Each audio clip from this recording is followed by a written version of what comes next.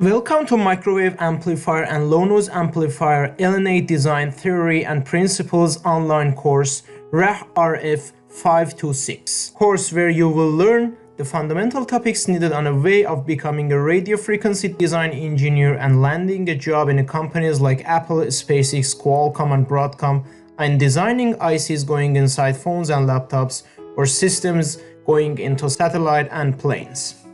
My name is Atas Rafinejad, and with my colleague and course advisor Hasan Gonche, I would be leading you through this course. I began my career as a research assistant during my PhD studies.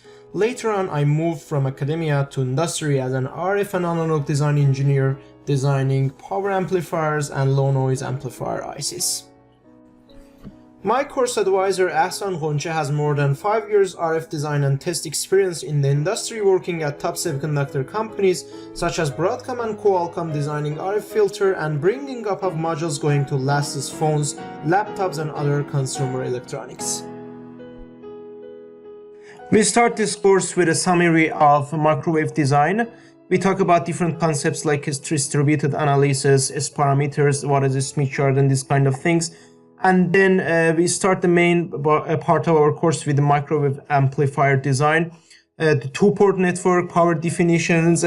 We have some examples, we are doing some hand calculations, and also we are doing ADS simulation in this course. We have several simulations that are very useful, and later on we teach about LNA, how you can design LNA.